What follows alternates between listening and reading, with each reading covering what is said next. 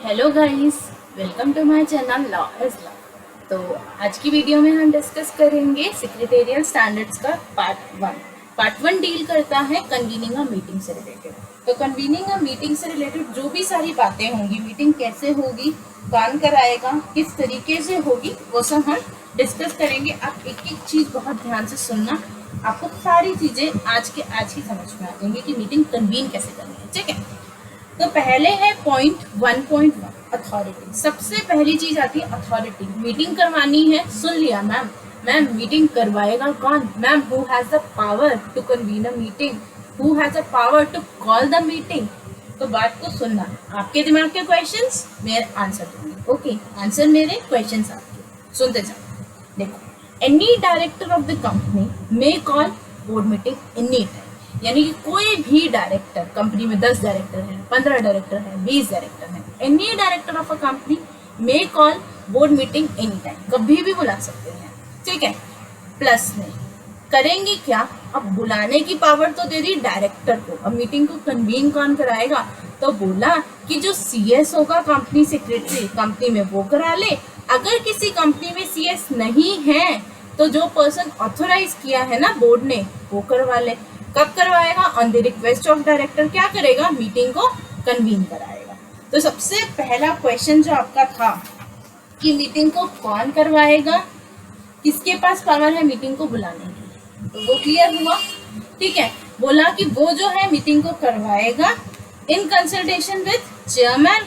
अगर चेयरमैन नहीं है तो एमडी, एमडी भी नहीं है तो WTD, WTD means whole time director, MD means managing director, where there is any unless otherwise provided in the articles। तो सबसे पहली चीज तो क्लियर हो गई कि मीटिंग को कॉल कौन करेगा और कन्वीन कौन करेगा। दो क्वेश्चन के आंसर मिल गए। कॉल और कन्वीन में फर्क होता है, बार बार बोल रही हूँ, एक एक वर्ड ध्यान से सुना करो, ऐसे ही नहीं कुछ बोल रही। कॉल और कन्वीन, कॉल करने की पावर है डायरेक्टर के पास, कन्वीन करने की पावर है कंपनी सेक्रेटरी के पास, या फिर any other person authorised by the board. Authorised मतलब ऑथराइज किया होना चाहिए वो पर्सन, उन दोनों के पास कन्वीन करने की पावर है। ये तो हो गया पॉइंट 1.1.1। अब बात करते हैं 1.1.2 की। ये क्या कह रहा है, बहुत ध्यान से सुनना मेरी बात को। इसमें लिखा है, मैं पहले लाइन रीड करती हूँ फिर आपको इसका मतलब बता दूँ। लिखा है द चेयरमैन में अनलेस डिसेंटेड टू और objected by the majority of directors present at a meeting at which a quorum is present, adjourn the meeting for any reason at any stage of the meeting। बहुत ध्यान से बात सुनना। Quorum में हमने पढ़ा था कि चेयरमैन जो है मीटिंग को एडजर्न कर देगा अगर कोरम प्रेजेंट नहीं है तो। बात ध्यान से सुनना, अगर कोरम प्रेजेंट नहीं है तो मीटिंग एडजर्न हो जाती है। बट मान लो मीटिंग में कोरम प्रेजेंट है, फिर भी हम मीटिंग को एडजर्न करना चाहते हैं तो कैसे होगी? बताओ बताओ, जल्दी बताओ। मान लो कोई भी रीजन हो गया, कोरम प्रेजेंट है, मीटिंग में लड़ाई होने लगी, मीटिंग एडजर्न करनी है, कैसे होगी? कैसे होगी? तो इधर बोला कि चेयरमैन चाहे तो में लिखा है, चेयरमैन चाहे तो मीटिंग को एडजर्न कर सकता है फॉर एनी रीजन, कोई भी रीजन से मीटिंग को एडजर्न कर सकता है at any stage of the meeting. आधी मीटिंग हो गई, 1/4 मीटिंग कंप्लीट हो गई, मीटिंग शुरू हुई है, मीटिंग खत्म होने वाली है, किसी भी स्टेज पे एजेंडा नंबर कोई भी हो, मीटिंग को क्या कर सकता है? एडजर्न कर सकता है। बट एक कंडीशन है, मीटिंग को एडजर्न कर रहे हो, कोरम भी प्रेजेंट है, मीटिंग एडजर्न तभी होगी अनलेस, जब अगर मीटिंग को एडजर्न करने से डाइसेंट ना किया हो और ऑब्जेक्ट ना किया हो, यानी कि मना ना किया हो मेजॉरिटी ऑफ डायरेक्टर्स ने जो मीटिंग में प्रेजेंट है। यानी कि चेयरमैन के पास पावर तो है कि अगर कोरम प्रेजेंट है फिर भी वो मीटिंग को एडजर्न करना चाहता है, कर सकता है। बट अगर ऑब्जेक्शन आ गया मेजॉरिटी ऑफ डायरेक्टर का तो नहीं होगा, यानी कि मेजॉरिटी का ऑब्जेक्शन और डाइसेंट नहीं आनी चाहिए। बात समझ में आ रही है? अब ये समझ में आ गया मीटिंग कॉल कौन करेगा, कन्वीन कौन करेगा, मीटिंग कन्वीन करने के बाद अगर एडजर्न करानी है तो कौन करेगा। यहाँ तक की बातें समझ में आ गई। आप क्या करना, मेरी बात को बहुत ध्यान से सुनना, मैंने आपके नोट्स नहीं बनाए हैं इसके हैंड रिटन। आप क्या करना, बहुत अच्छा तरीका बताती हूँ। ये पॉइंट नंबर 1.1.1 यहाँ से यहाँ तक फिनिश हो रहा है। आपको यहाँ साइड में स्पेस मिल रहा है ना नोट्स के साइड में, इनको करो डाउनलोड, इसको करो प्रिंट। इसी के साइड में ये पूरे के पूरे पैराग्राफ को अपनी लैंग्वेज में यहाँ लिखो, सो दैट कि आपको क्लैरिटी मिल गई इस चीज़ की। एक बार रीडिंग करो और यहाँ पे इसको अपने लिए लिखो। उससे होगा क्या, जब आप पढ़ के लिखोगे ना तो लिखने से आपको और क्लैरिटी मिलती है और चीज़ें ना दिमाग में फिट हो जाती हैं, याद रहती हैं क्या था। तो ऐसे कर लो तो आपके नोट्स में ये बीच में ICSI ने जो दिया है और साइड में आपके अपने हैंड रिटन नोट्स रेडी हो जाएंगे।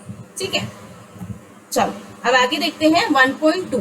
1.2 कहता है, ठीक है सब तो बोल दिया, अब मीटिंग जो करोगे वो कैसे करोगे, क्या करोगे मीटिंग के लिए। तो हमने बोला जो मीटिंग होगी ना उसका सीरियल नंबर होगा। मीटिंग जो होगी ना उसका सीरियल नंबर होगा। जैसे मान लो आपने कभी सुना है कि रिलायंस की इतने नंबर की AGM होने जा रही है, इतने नंबर की बोर्ड मीटिंग होने जा रही है, तो उसको सीरियल नंबर देना पड़ता है। ठीक है, उसके बाद मीटिंग में भी कन्वीन, बहुत ध्यान से सुनना, जो बोर्ड मीटिंग है ना उसको आप किसी भी टाइम किसी भी प्लेस पे कर सकते हो, किसी भी दिन कर सकते हो। लाइन को पढ़ो, 1.2.2 में लिखा है a meeting may be convene at any time and place and on any day, यानी कि any day, any time, any place, कहीं भी कर सकते हो। बट जो नोटिस आएगा ना मीटिंग का, उसमें आप क्लियरली मेंशन करोगे वेन्यू, वेदर रजिस्टर्ड ऑफिस और अदरवाइज। रजिस्टर्ड ऑफिस पे भी कर सकते हो और कहीं और भी कर सकते हो, जो भी वो रहेगा वो वेन्यू ऑफ द मीटिंग रहेगा जहाँ पे मीटिंग होने वाली है। And all the recordings of the proceeding of the minute. मान लो, देखो एक चीज बहुत ध्यान से सुनना, मान लो कि एक कंपनी की बोर्ड मीटिंग हो रही है, बोर्ड मीटिंग एक ऑफिस है वहां पे हो रही है, तो रिकॉर्डिंग भी वहीं पे होगी, जाहिर सी बात है ना, रिकॉर्डिंग भी वहीं पे होगी जहाँ मीटिंग कन्वीन हो रही है। बट अगर मीटिंग इलेक्ट्रॉनिक मोड से हो रही है तो मीटिंग को रिकॉर्ड करने का प्लेस कौन सा मानोगे। तो इन्होंने बोला if conducted through electronic mode shall be deemed to be made at such place। कौन सा place, all the recording of the proceedings, जो भी वेन्यू रखोगे ना आप, जो भी वेन्यू रखोगे आप मीटिंग का, उसको हम मानेंगे मीटिंग के प्रोसीडिंग्स को रिकॉर्ड करने का प्लेस, कि वहाँ पे मीटिंग के प्रोसीडिंग्स जो है रिकॉर्ड की गई है। बात समझ में आ रही है। उसके बाद नेक्स्ट पॉइंट आता है 1.2.3। ये बोलता है कि भाई एक डायरेक्टर जो है ना, एनी डायरेक्टर, एक नहीं एनी डायरेक्टर में पार्टिसिपेट थ्रू इलेक्ट्रॉनिक मोड, यानी कि हर डायरेक्टर के पास पावर है कि वो मीटिंग में पार्टिसिपेट कर सकता है इलेक्ट्रॉनिक मोड से in a meeting, unless the act or otherwise any other law specifically prohibits. अगर कहीं पे प्रोहिबिशन है तो ठीक है, अदरवाइज उसके पास पावर है कि वो मीटिंग में इलेक्ट्रॉनिक मोड से पार्टिसिपेट कर सकता है। Such participation through electronic mode in respect of any item of business, वो उसको पार्टिसिपेशन कर सकता है। बात समझ में आ रही है। अब आपको याद होगा ये सेम चीज़ हमने सेक्शन में भी पढ़ी थी, आपको याद है, उसमें लिखा था कि कुछ स्पेसिफिक आइटम्स हैं जिसको डायरेक्टर जो है वीडियो कॉन्फ्रेंसिंग से अटेंड नहीं कर सकता, यानी कि कुछ आइटम्स को आप वीडियो कॉन्फ्रेंसिंग वाली मीटिंग में पास नहीं करा सकते, जैसे कि merger, amalgamation, annual financial statements को अप्रूव कराना, डिविडेंड, तो ये सब आप अनाउंस नहीं कर सकते ना। बट इसमें अमेंडमेंट आई थी, अमेंडमेंट में बोल दिया था कि ये जो है रूल इसको ओमिट किया गया है, तो इसको जो है ओमिट किया गया। लेकिन फिलहाल एक चीज़ ध्यान से रखने वाली बात है कि एनी डायरेक्टर में participate through electronic mode in a meeting, unless, जब तक मतलब कहीं पे मनाही ना हो, एक डायरेक्टर जो है वीडियो कॉन्फ्रेंसिंग से मीटिंग में पार्टिसिपेट कर सकता है। अभी तक हमने देखा कि मीटिंग को कन्वीन करने की अथॉरिटी किसके पास थी। ठीक है, हमने 1.1 में देखा मीटिंग को कन्वीन करने की अथॉरिटी किसके पास है। 1.2 में देखा कि डे क्या रहेगा, टाइम क्या रहेगा, मीटिंग की जगह क्या रहेगी, मीटिंग का मोड क्या रहेगा, और क्या मीटिंग को सीरियल नंबर देना है कि ये फर्स्ट बोर्ड मीटिंग है, ये सेकंड बोर्ड मीटिंग है, क्या ये देना ज़रूरी है। तो ये सब चीज़ें हमने देखी। फिर हमने देखा क्या कोई डायरेक्टर पार्टिसिपेट कर सकता है ई मोड से, इलेक्ट्रॉनिक मोड से। तो हाँ कर सकता है, क्योंकि रूल जो था वो अब ऑमिट हो चुका है। तो रूल ऑमिट होने की वजह से अब किसी भी आइटम को आप जो है डिस्कस कर सकते हो ई मोड के थ्रू, और डायरेक्टर उसमें पार्टिसिपेट कर सकता है ई मोड से, यानी कि रिस्ट्रिक्टेड आइटम्स जो थी ना आपके पास रूल दिया था एक, और उस रूल में लिखा था कि ये सारी आइटम रिस्ट्रिक्टेड है, इसको आप डिस्कस नहीं कर सकते जब डायरेक्टर पार्टिसिपेट करेगा ई मोड से, बट ऐसा नहीं है, अब उस रूल को हटा दिया गया है, तो अब वो डायरेक्टर ई मोड से पार्टिसिपेट कर सकता है। तो यहाँ पे हमने लास्ट खत्म किया, ठीक है। अब हम स्टार्ट करें नोटिस से। नोटिस में क्या है, देखो मीटिंग करनी है तो 1.3 में नोटिस पढ़ना पड़ेगा। नोटिस जाएगा तो इसमें है क्या, देखो नोटिस इन राइटिंग, यानी कि राइटिंग में दोगे, of every meeting shall be given to every director, यानी कि नोटिस जो दोगे आप एवरी डायरेक्टर को दोगे। अब नोटिस देने के तरीके, नोटिस दे दो या तो बाय हैंड दे दो, या पोस्ट दे दो, या ईमेल कर दो, ठीक है। पोस्ट करोगे तो मैम पोस्ट कौन सा, पोस्ट बाय स्पीड पोस्ट कर दो, या रजिस्टर्ड पोस्ट कर दो, या फिर अगर कोई और तरीका है ई मीन्स से नोटिस को देने का तो वैसे दे दो। यानी कि आपको बोला अगर आपके कम डायरेक्टर हैं तो बाय हैंड दे दो, पोस्ट करना है पोस्ट कर दो, स्पीड पोस्ट कर दो, रजिस्टर्ड पोस्ट कर दो, या फिर ईमेल कर दो। ईमेल मतलब एनी अदर ई मीन्स, ठीक है, या फिर ईमेल के साथ लिख दिया एनी अदर ई मीन्स। अगर इलेक्ट्रॉनिक और कोई तरीका है तो उस तरीके से दे दो, तो नोटिस तो पहुंच जाएगा। अब बोला कि जो नोटिस जाएगा उसके लिए एड्रेस कौन सा लेंगे, तो बोला कि नोटिस के लिए आप पोस्टल एड्रेस लेंगे या फिर ईमेल एड्रेस जो रजिस्टर है डायरेक्टर का कंपनी के साथ, यानी कि जो भी एड्रेस डायरेक्टर ने दिया होगा कंपनी को, ठीक है।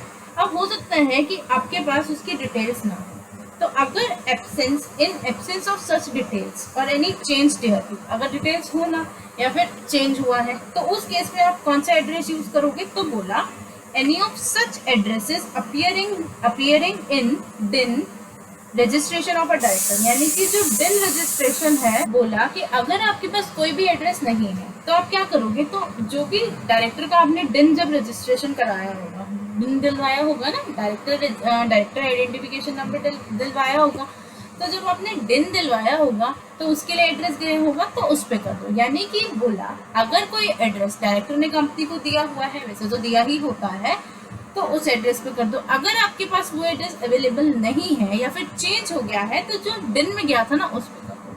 तो यहाँ तक बात समझ में आई।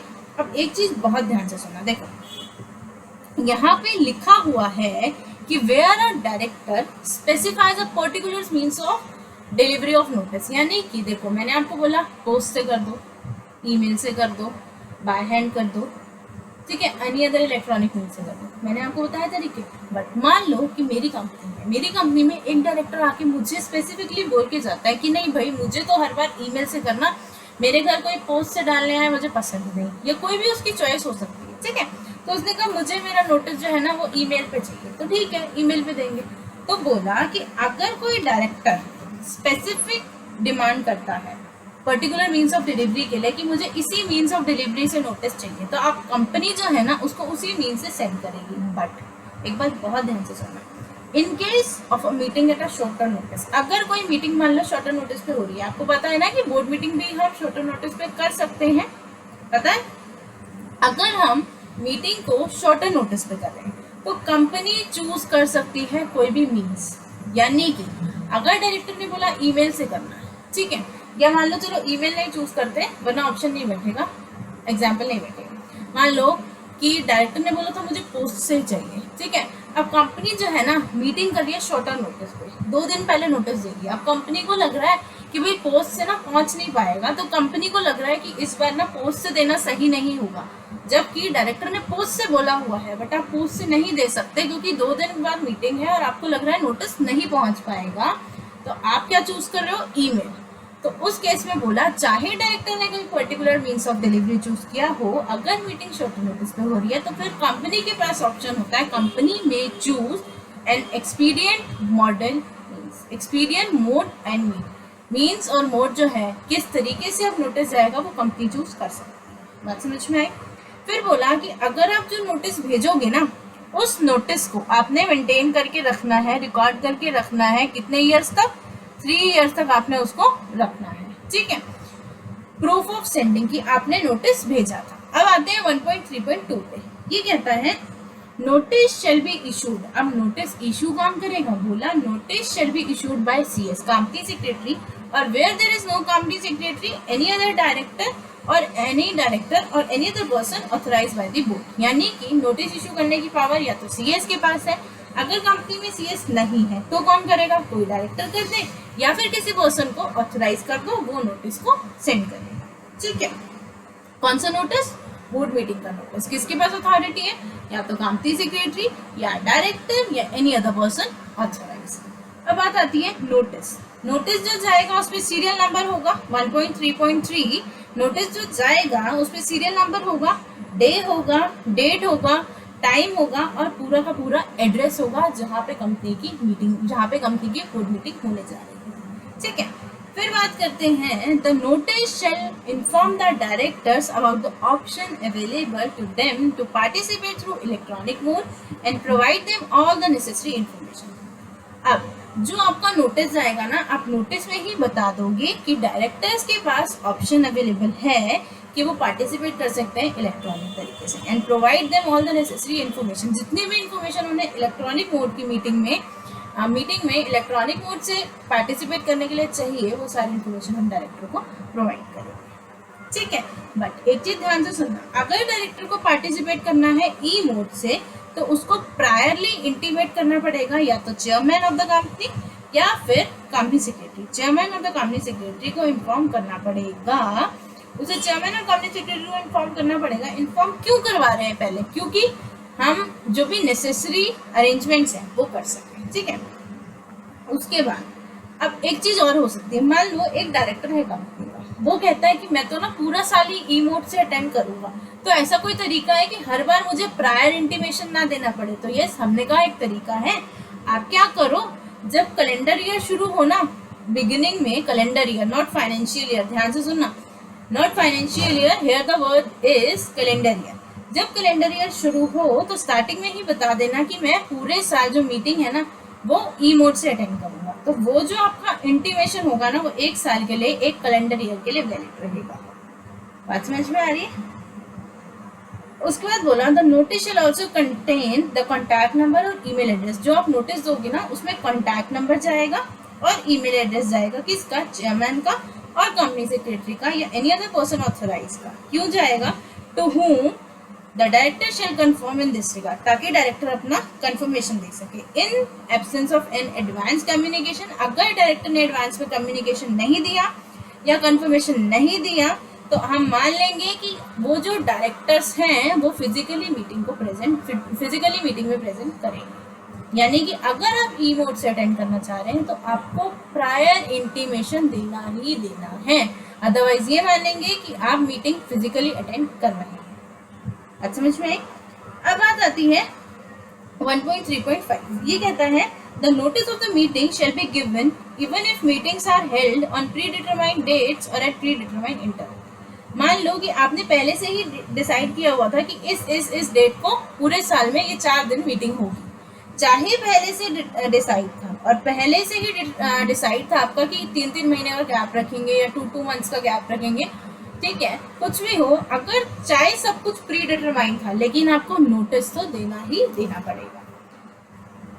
अब उसके बाद बोला 1.3.6, इसने बोला notice convening a meeting shall be given at least 7 days before the meeting, before the date of the meeting unless the articles prescribe the longer period.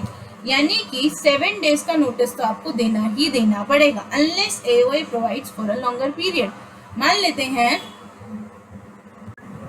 लेते हैं कि एक कंपनी है, ठीक है, उस कंपनी ने बोला कि नहीं हम तो 7 days का नोटिस नहीं देंगे, हम ना 10 days का नोटिस देंगे। तो क्या वो कंपनी चूज कर सकती है ऐसा? हाँ बिल्कुल कर सकती है, क्योंकि उसने कंपनीज एक्ट में जो लिखा है या SS में जो लिखा है उसको ओवरराइड नहीं किया, उसने उल्टा उसको और टाइम को बढ़ाया। उसने ये नहीं कहा नहीं हम 6 दिन का नोटिस देंगे, उसने कहा हम 10 days का नोटिस देंगे या फिर हम 15 days का नोटिस देंगे।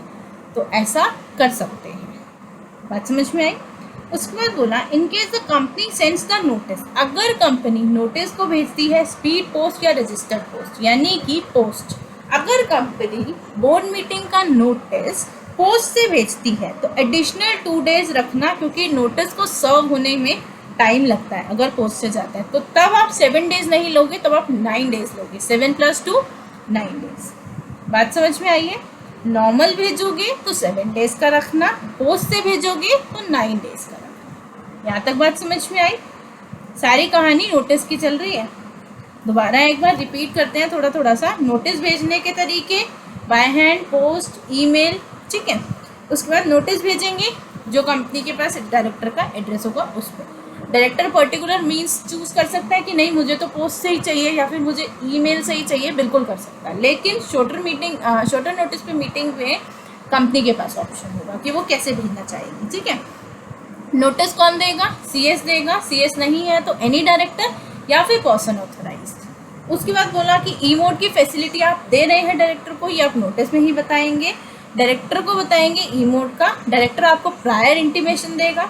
डायरेक्टर चाहे तो कैलेंडर ईयर स्टार्ट होने के स्टार्टिंग में ही 1 साल के लिए इंटीमेशन दे सकता है। उसके बाद अगर डायरेक्टर ने कोई इंटीमेशन नहीं दिया तो हम मान लेंगे कि वो फिजिकली मीटिंग अटेंड कर रहा है। नोटिस जाएगा 7 डेज का। कंपनी चाहे तो अपने आर्टिकल्स में लिख सकती है कि नहीं हम तो 10 डेज का नोटिस देंगे, ठीक है। उसके बाद अगर पोस्ट से जा रहा है तो 2 डेज और इंक्लूड करने पड़ेंगे आपको, क्योंकि सर्विस ऑफ नोटिस में टाइम लगता है। अब उसके बाद बात आती है देखो एक मीटिंग हो रही थी, ठीक है। मीटिंग हुई, अब वो एडजर्न हो गई। तो अब मीटिंग एडजर्न हो गई। मान लो कि जो ओरिजिनल मीटिंग थी ना उसमें 5 डायरेक्टर आए थे। कंपनी में है 10 डायरेक्टर, उसमें 5 आए थे, 5 नहीं आए थे। अब आपकी मीटिंग को क्या हो गई? एडजर्न हो गई। तब एडजर्न मीटिंग का जब आप नोटिस दोगे, क्या सिर्फ उन डायरेक्टर को दोगे जो ओरिजिनल मीटिंग में आए थे, या फिर उनको भी दोगे जो नहीं आए थे, जो एब्सेंट थे, जिन्होंने लीव ऑफ एब्सेंस मांगी थी और कंपनी ने उनको लीव ऑफ एब्सेंस ग्रांट करी थी, डायरेक्टर्स ने ग्रांट करी थी, ठीक है। तो बताओ, दोनों को देंगे। एडजर्न मीटिंग का नोटिस हम उन डायरेक्टर्स को भी देंगे जो पिछली मीटिंग में यानी कि ओरिजिनल मीटिंग में प्रेजेंट थे उनको भी, और जो नहीं प्रेजेंट थे उनको भी देंगे। ये बात समझ में आ रही है?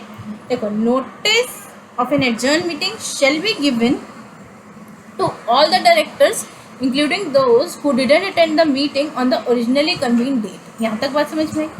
उसके बाद बोला and unless the date of adjourned meeting is decided at the meeting, यानी कि मीटिंग वाले दिन, ओरिजिनल मीटिंग वाले दिन जब तक ये डिसाइड नहीं हो जाता कि किस दिन मीटिंग कर रहे हैं, ठीक है, जब तक डेट नहीं डिसाइड हो जाती, notice thereof shall also be given not less than 7 days before the meeting, यानी कि आपको 7 डेज का नोटिस देना ही देना पड़ेगा। यानी कि अगर आपने ओरिजिनल मीटिंग वाले दिन मीटिंग को एडजर्न किया तो एडजर्न मीटिंग का भी जो आपको नोटिस देना है ना वो 7 डेज का देना पड़ेगा।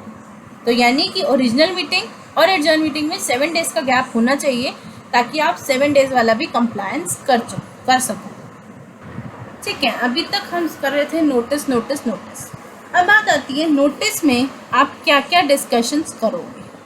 तो बोला कि नोटिस में क्या क्या डिस्कशन होगी, कैसे होगा, वो हम लिखेंगे एजेंडा में, ठीक है। तो बोला कि नोटिस के साथ क्या क्या डिस्कस होगा, वो जाएगा क्या? तो बोला एजेंडा जाएगा कि हम मीटिंग में क्या क्या डिस्कस करने वाले हैं। देखो 1.3.7 में लिखा है the agenda setting out the businesses to be transacted at the meeting and notes on agenda shall be given to the directors at least 7 days before the date of the meeting unless the article prescribes a longer period। यानी कि notice के साथ agenda जाएगा and notes on agenda जाएगा, ठीक है। बोला कि ये भी जो जाएंगे ना ये मीटिंग से 7 डेज पहले जाएंगे। हो सकता है कि आपने आर्टिकल्स में लिखा हो नहीं 10 डेज पहले जाएंगे, जैसे आपने नोटिस के लिए लिखा था, क्योंकि नोटिस के साथ ये चीज़ें जाती हैं। तो अगर वहाँ पे आपने लॉन्गर पीरियड डिस्क्राइब किया तो यहाँ पे भी किया होगा। कुल मिला के अगर 7 डेज पहले नोटिस जाएगा तो बाकी डॉक्यूमेंट्स भी 7 डेज पहले जाएंगे। अगर नोटिस 10 डेज पहले जाएगा तो बाकी डॉक्यूमेंट्स भी 10 डेज पहले जाएंगे, ठीक है। ये तो थी सारी कहानी। उसके बाद जो आपका एजेंडा नोट्स ऑन एजेंडा जाएगा उसके लिए भी सारी कहानी सेम है। Speed post, register post, post से जा रहा है तो 2 डेज आपको रखने हैं। फिर इनको भेजने का तरीका भी पोस्ट है, ईमेल है या फिर एनी अदर मीन्स। एड्रेस के लिए भी वही सेम कहानी है जो नोटिस में थी, क्योंकि जाना ही नोटिस के साथ है तो सारी कहानी सेम है। नया क्या आता है? नया ये आता है, इसमें भी देखो एक चीज़ सेम है वही वाली, मतलब ये भी चीज़ सेम है कि अगर डायरेक्टर ने बोला कि मुझे एजेंडा, नोट्स ऑन एजेंडा इसी स्पेसिफिक मीन से चाहिए, ये दोनों चीज़ें नोट्स ऑन एजेंडा और agenda specific means of delivery से चाहिए, तो ये भी हम उसी तरीके से करेंगे। बट अगर शॉर्टर नोटिस है तो फिर कंपनी के पास ऑप्शन है। यहाँ तक की कहानी सेम है। अब बात आती है कि proof of sending. Proof of sending की कहानी भी सेम है, 3 साल तक मेंटेन करनी है। अब इम्पॉर्टेंट कहानी आती है, बहुत ध्यान से। बोला the notice agenda and notes on agenda shall be sent to the original director also at the address registered with the company, even if these have been sent to the alternate director. However, the mode of sending notice, agenda and notes on agenda to the original director shall be decided by the company. कहानी समझ में आ रही है? Director यहाँ पे दो हैं. मान लो एक डायरेक्टर था, उसकी प्लेस पे एक ऑल्टरनेट डायरेक्टर आया. ऑल्टरनेट समझते हो? ऑल्टरनेट मतलब जब तक वो नहीं है तब तक वो वर्क कर रहा है. ठीक है, उसकी प्लेस पे ऑल्टरनेट डायरेक्टर आया. तो क्या सिर्फ हम ऑल्टरनेट डायरेक्टर को नोटिस देते हैं मीटिंग का? नहीं. जो मीटिंग का नोटिस आएगा ना ऑल्टरनेट को, तो आप दोगे ही दोगे. Even if these have been sent to alternate director, चाहे आपने ऑल्टरनेट को दिया हो, आप notice, agenda, notes on agenda आप ओरिजिनल डायरेक्टर को भी दोगे. लेकिन किस तरीके से भेजना है ओरिजिनल डायरेक्टर को ये सारी इन्फॉर्मेशन, वो कंपनी की ऑप्शन है. कंपनी जिस तरीके से भेजना जाए, मोड ऑफ सेंडिंग, वो कंपनी के पास ऑप्शन है. बात समझ में आ रही है? तो एक कहानी ना अपने दिमाग में बसा लो. ऐसा नहीं है कि अगर आपने किसी डायरेक्टर की प्लेस पे किसी ऑल्टरनेट को लाया तो ऑल्टरनेट को नोटिस दे दिया और कंप्लायंस हो गया. नहीं, ऑल्टरनेट को भी जाएगा, ओरिजिनल को भी जाएगा. बात समझ में आई? अब आती है एक और कहानी. कहानी आती है notes on item of business. बोला कि जो नोट्स होंगे आइटम ऑफ बिजनेसेस पे which are in nature of unpublished right sensitive information. Unpublished right sensitive information वाले कुछ डॉक्यूमेंट्स हैं, क्या हम उसको भी 7 दिन पहले दे दें या 10 दिन पहले दे दें? तो बोला कि ये जो ऐसे डॉक्यूमेंट्स होंगे, notes on item of business होंगे, may be given at a shorter period of time. आप उसको शॉर्टर पीरियड ऑफ टाइम पे दे सकते हो देन स्टेटेड अबव. मतलब जितना ऊपर बोला 7 डेज 10 डेज, आप उससे कम टाइम पे इन डॉक्यूमेंट्स को दे सकते हो with the consent of majority of directors. यानी कि अगर मेजॉरिटी ऑफ डायरेक्टर्स की हामी होती है तो आप ये कर सकते हो. विच shell include at least 1 independent director if any. अगर किसी कंपनी में इंडिपेंडेंट डायरेक्टर है तो जो आप मेजॉरिटी की कंसेंट लोगे ना, उसमें एक इंडिपेंडेंट डायरेक्टर की कंसेंट भी होनी चाहिए. मेजॉरिटी प्लस 1 आएगी. तब आप यूपीएसआई वाले इंफॉर्मेशन को, ऐसे डॉक्यूमेंट्स को आप शॉर्टर पीरियड ऑफ टाइम में दे सकते हो. बात समझ में आई है? अब यूपीएसआई में आपका क्या आता है? कोई भी इंफॉर्मेशन जो आपके कंपनी में है, कंपनी से रिलेट कर रही है, सिक्योरिटीज़ को अफेक्ट पहुँचाएगी, या फिर वो जनरली लोगों के पास अवेलेबल नहीं है वो इन्फॉर्मेशन. ठीक है, कुछ इन्फॉर्मेशन हो सकती है आपके फाइनेंशियल रिजल्ट्स के बारे में, डिविडेंड के बारे में, कैपिटल स्ट्रक्चर चेंज हो रहा है, कोई मर्जर है, डीमर्जर है, कोई भी इन्फॉर्मेशन हो सकती है जो मार्केट में जाते ही आपकी सिक्योरिटीज़ को, आपकी कंपनी को अफेक्ट हो जाएगी. आपकी सिक्योरिटीज़ जो ट्रेड हो रही हैं मार्केट में, स्टॉक एक्सचेंज पे, उसके प्राइस को अफेक्ट पहुँचाएंगी. मतलब आप उस इन्फॉर्मेशन को जो है ना शॉर्टर पीरियड पे कर सकते हो, क्योंकि हर चीज़ 7 दिन पहले 10 दिन पहले से रिलीज़ करना एक थोड़ा सा रिस्की है. तो आप 1 दिन पहले, या कोई इन्फॉर्मेशन कल, अगर मान लो कल बोर्ड मीटिंग है तो आपने आज रात को करी, यानी कि मार्केट में वो ज़्यादा जल्दी नहीं पहुँचेगी. ठीक है, देखो नॉर्मल बोल दिया कि आपके पास जो भी डॉक्यूमेंट्स हैं जो यूपीएसआई वाले हैं, अनपब्लिश्ड प्राइस सेंसिटिव इन्फॉर्मेशन वाले, वो आप शॉर्टर पीरियड ऑफ टाइम पे दे सकते हो. लेकिन उसके लिए कंडीशन बोल दी कि majority of directors plus 1 ID की आपको कंसेंट चाहिए. मतलब इंक्लूसिव 1 आईडी, प्लस नहीं, इंक्लूसिव 1 आईडी. ठीक है, उसकी आपको कंसेंट चाहिए. बट इसका एक और तरीका है. इन्होंने बोला कि general consent for giving notes on item of agenda which are in the nature of UPSI, आप इसको शॉर्टर नोटिस पे दे सकते हो. ठीक है, एट अ शॉर्टर नोटिस. आप उसके लिए क्या कर सकते हो? आप उसके लिए ना कंसेंट दे सकते हो first meeting of the board. यानी कि फाइनेंशियल ईयर की जो भी आपकी पहली बोर्ड मीटिंग होगी, उसी में आप उसकी कंसेंट ले सकते हो. उसी में कंसेंट लेने से फ़ायदा क्या होगा कि एक ही बार आपने कंसेंट ली तो बार बार आपको कंसेंट नहीं लेनी पड़ेगी. और उसके बाद आप दोबारा कब कंसेंट लोगे? जब भी कोई डायरेक्टर्स में चेंज आएगा. यानी कि साल की शुरुआत की जो पहली बोर्ड मीटिंग होगी ना, उसी में आप एक ही बार कंसेंट ले लो कि हम जो है ना notes on item of agenda जो है शॉर्टर पीरियड में दिया करेंगे. बात समझ में है? अगर आपने जनरल कंसेंट नहीं ली, ठीक है, कोई कंपनी जनरल कंसेंट लेना प्रेफर नहीं करती, तो उस केस में आपको रिक्विजाइट कंसेंट लेनी पड़ेगी, यानी कि हर बार आप कंसेंट लिया करोगे, जैसे majority of director inclusive ID. ठीक है, उसके बाद बोला 1.3.8 1.3.8 में बोला, इसमें बोला कि each item of a business, जो भी आपको डिसाइड करना है, जिसके लिए भी आपको मीटिंग में अप्रूवल चाहिए, उसके साथ एक नोट सपोर्ट करेगा। उसमें आप लिखोगे कि क्या प्रपोजल है, क्या मटेरियल फैक्ट्स हैं, सब कुछ एक जो भी आपको डिसीजन लेना है ना, उसकी सारी इन्फॉर्मेशन लिखोगे, ताकि डायरेक्टर को समझने में आसानी हो कि क्या मीनिंग है, क्या स्कोप है और क्या इम्प्लीकेशन रहेगी उस प्रपोजल की, और उस पर्टिकुलर आइटम में क्या नेचर ऑफ कंसर्न है या इंटरेस्ट है, if any of any director, यानी कि किसी भी आइटम में अगर किसी डायरेक्टर का कोई कंसर्न या इंटरेस्ट है, वो किस नेचर का है वो भी आप मेंशन करोगे, तो उससे डायरेक्टर को ना डिसीजन लेने में हेल्प होगी। ठीक है, अब होगा क्या कि आपको जो है ना मीटिंग में रेजोल्यूशंस रखने, आपको जो भी आइटम ऑफ बिजनेसेस पास करानी है, ठीक है, उसके लिए आप क्या करोगे, मीटिंग में रेजोल्यूशन रखोगे। रेजोल्यूशन कैसे, ड्राफ्ट, देखो लिखा है where approval by means of resolution is required, the draft of such resolution shall be either set out in the note और प्लेस एट द मीटिंग। ठीक है, आप उसको या तो नोट की तरह लिख दो या फिर मीटिंग में प्लेस करो। However, any other decisions taken at the meeting may also be recorded in the minutes in the form of resolution. अगर उसके अलावा कोई और डिसीजन भी मीटिंग में लिया जाता है तो उसको भी हम मिनट्स में रिकॉर्ड करेंगे।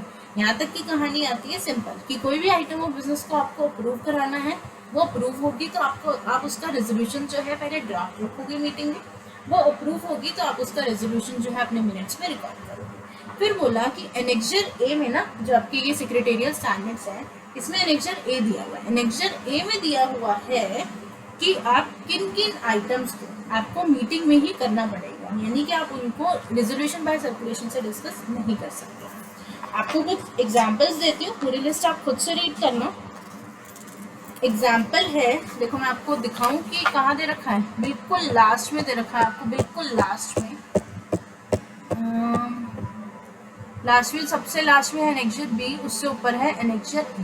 देखो इसकी हेडिंग पढ़ो, list of items of business which shall not be pass by circulation, यानी कि रेजोल्यूशन बाय सर्कुलेशन सेक्शन 175 के हिसाब से नहीं हो सकता, इसको आपको मीटिंग में ही करना पड़ेगा। आप देखो इसमें बड़े बड़े मैटर्स हैं, कंपनी के फंड्स को कहाँ लगाना है, कहाँ इन्वेस्ट करना है, बोरोइंग मनी, लोन देना, ठीक है, पॉलिटिकल कंट्रीब्यूशन, या फिर देखो इसमें सेल ऑफ सब्सिडरी। तो ये कुछ मैटर्स होते हैं आपके, जो बड़े बड़े मैटर्स होते हैं, इनको आप कहाँ डिस्कस नहीं करोगे, रेजोल्यूशन बाय सर्कुलेशन से नहीं करोगे, इनको आप कहाँ करोगे, मीटिंग ही कन्वीन करके इनको आप डिस्कस करोगे। तो ये एनेक्जर ए हो गया। फिर बोला कि एनेक्जर बी, एनेक्जर बी में भी आपकी कुछ आइटम्स दे रखी हैं।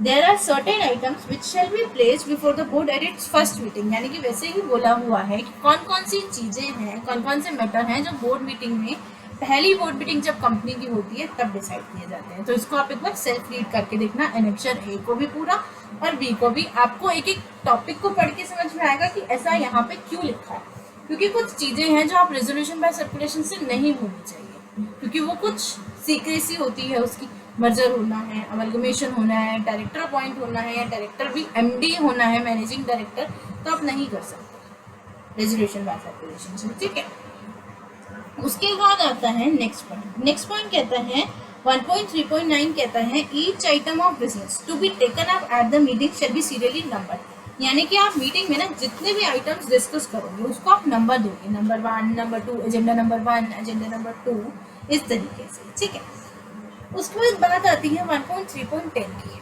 1.3.10 कहता है any item not included in agenda may be taken up for consideration with the permission of chairman and with the consent of majority of director present in the meeting।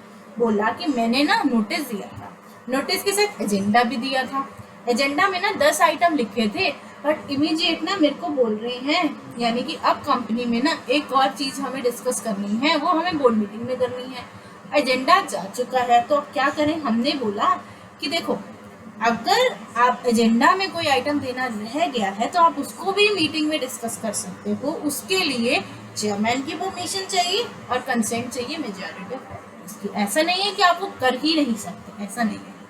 ठीक है, उसके बाद बोला the decision taken in respect of any other item shell be final only on its ratification by the majority of directors of the company unless such item was approved at the meeting itself by a majority of director of the company।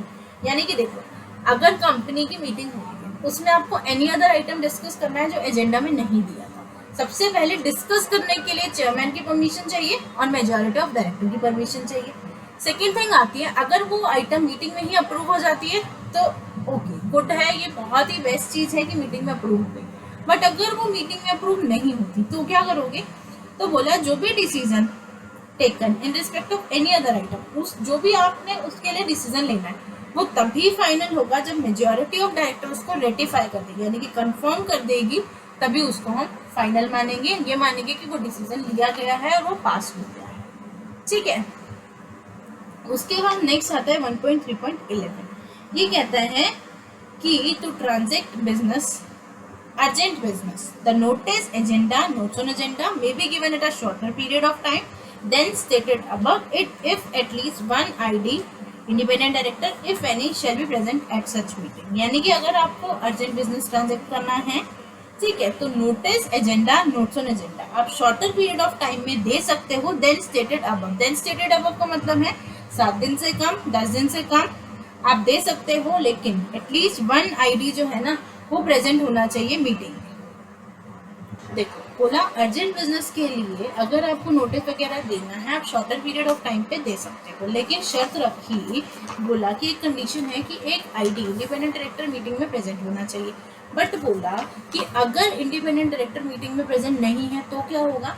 तो बोला जो भी decision taken at such meeting, जो भी decision लिया गया है आप उसको सर्कुलेट करोगे सारे के सारे डायरेक्टर्स को, और वो डिसीजन तभी फाइनल होगा जब उसका रेटिफिकेशन, उसको कंफर्म करेगा एक आईडी, अगर कंपनी में है तो।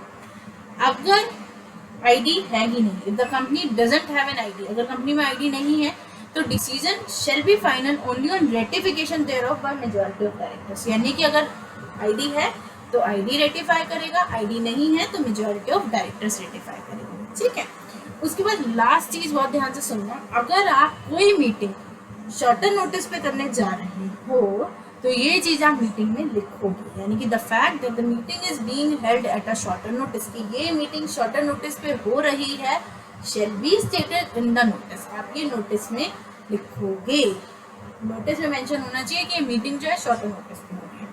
तो आज के टॉपिक को यहीं तक रखते हैं। आपने सारा कुछ देखा कि नोटिस में क्या क्या चीज़ें होनी चाहिए, नोटिस किसको देना है, किसको नहीं देना है, ऑल्टरनेट डायरेक्टर, ओरिजिनल डायरेक्टर कैसे देना है। उम्मीद करती हूँ नोटिस से रिलेटेड आपको सारी चीज़ें समझ में आई होंगी। नेक्स्ट टॉपिक हम डिस्कस करेंगे मीटिंग की फ्रीक्वेंसी क्या रखनी है। ठीक है, अगर आपको वीडियो अच्छी लगे तो प्लीज़ लाइक करें, चैनल को सब्सक्राइब करें, नॉलेज को अपने तक ना रखें, अपने फ्रेंड्स को भी शेयर करें, अपने कलीग्स को भी शेयर करें, ज़्यादा से ज़्यादा वीडियो को शेयर करें ताकि मुझे भी थोड़ा सा सपोर्ट मिले, और प्लीज़ कमेंट सेक्शन में अपने अपने रिव्यूज़ ज़रूर दें। तो मिलेंगे नेक्स्ट वीडियो में नेक्स्ट टॉपिक के साथ, तब तक के लिए